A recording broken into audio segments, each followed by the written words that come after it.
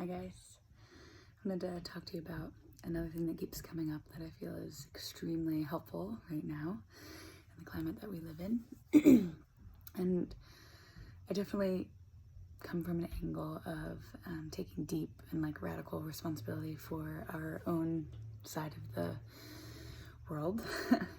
Because I really feel like we live in a world that is very externally motivated and very externally triggered, and we move through the world really seeking for external validation, and there's a lot of blame. And when we live like that, it becomes very hard to navigate. It feels like, if I can't start controlling how other people act towards me, there'll never be peace, or I can never be happy. And I just don't believe that that is true. And I don't believe that's true because I have seen it in my own life, in the lives of my friends and clients, that when we take radical responsibility for our own emotional baggage, our own lifetime so far, our own traumas, our own experience, then we stop projecting things onto other people, and then we can start to navigate conflict, we can start to navigate the great times with more ease and grace. So something that might be useful is if we think about, and you could journal about this a little bit, when we were raised, or across the board, and I know that they'll be different. Obviously, there's never the same experience of being raised in our childhood and our parenting, but so just keep that in mind. However we were raised, we either had one parent or two parents or no parents. Okay, we learn about the world when we're little by the way in which we are loved initially by our primary attachment figures.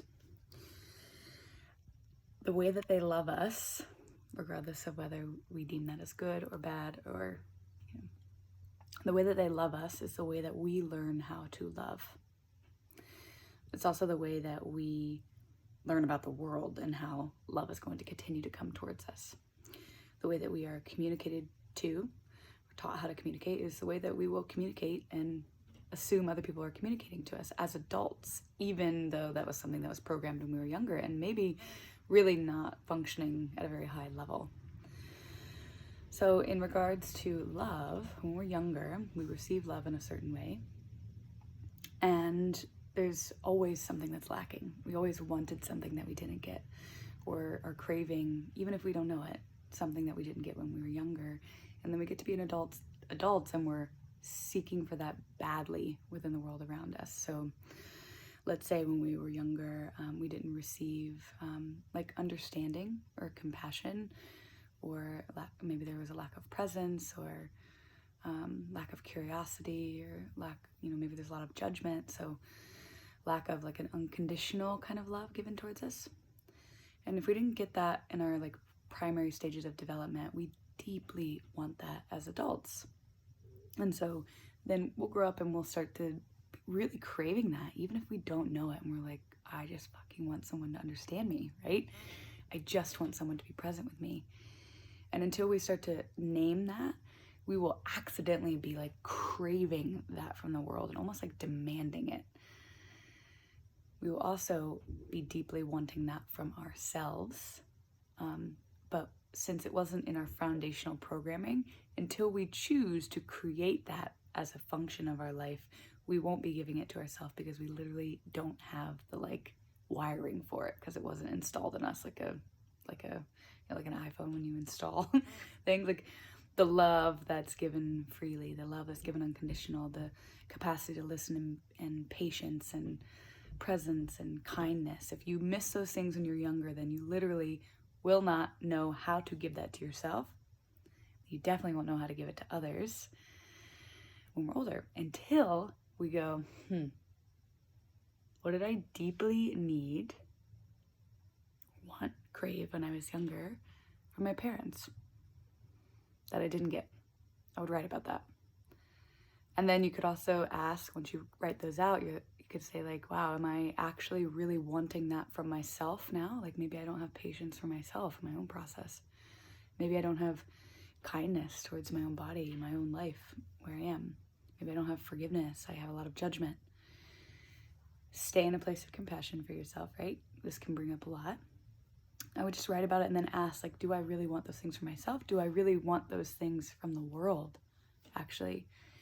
And am I not getting them? And if I'm not getting them, is that creating more resentment, more victim mentality, more loss of hope and belief in humanity?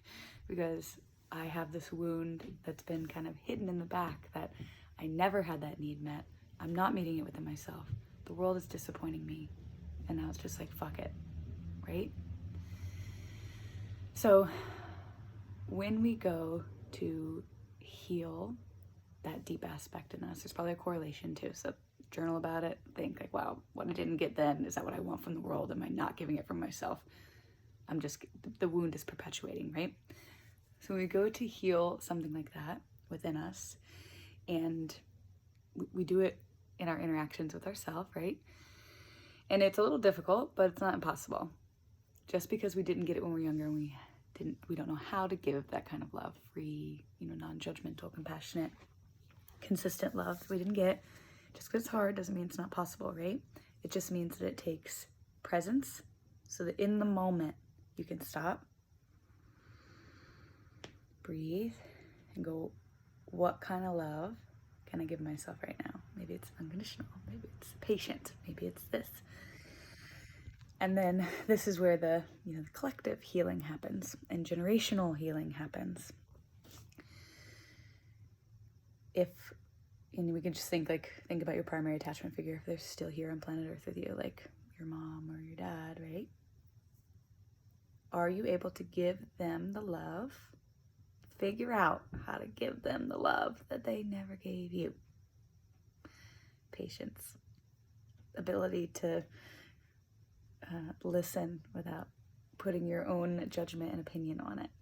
Can you be present enough in your body to recognize that what they are saying to you speaks about their experience, has nothing to do with you?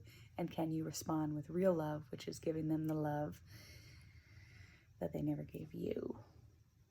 So then we start to recognize, can I start to give the world the love that I never got? Can I start to give the world the kind of love that I never received? When we do that, we start to heal generational trauma, and we start to move the collective forward. It is not easy, but it's actually quite simple, right? So if understanding and compassion is what you deeply needed and what you deeply wish the world had for you, your job is to figure out how to give that. Give that freely, give that constantly, give that every time you can, especially when you don't want to. When you don't want to, that's the universe going, right now, baby, right now is where we put your spiritual progress to test. Can you love anyway? And not can you love in a way that gets something back, but love because this situation in life is demanding real love from you. That I won't argue, I won't take offense to what this person is saying, because when someone speaks, they're actually telling me about their experience and has nothing to do with me. I can stand and I can love them anyway. I can be patient, I can be kind, I can be compassionate, even if I don't agree with them, right? I can start to figure out, what do I need to course correct within me so that I can be strong enough to give the world the love that I never received. When we do this, we can actually feel it changing stuff within us. And it's harder with closer people, but it's more potent with closer people, because we actually start to end the trauma that's been probably going on for generations behind us. And we become transitional characters where all of a sudden I have grown the capacity to give something I never received, because I recognize the world actually needed that. And that even though my reasoning for feeling that pain or perpetuating that wound is very real, it doesn't make that wound or experience any less. It just means I'm choosing to rise and learn from it and then give, which is what we're really here to do, right? I hope that's helpful for you.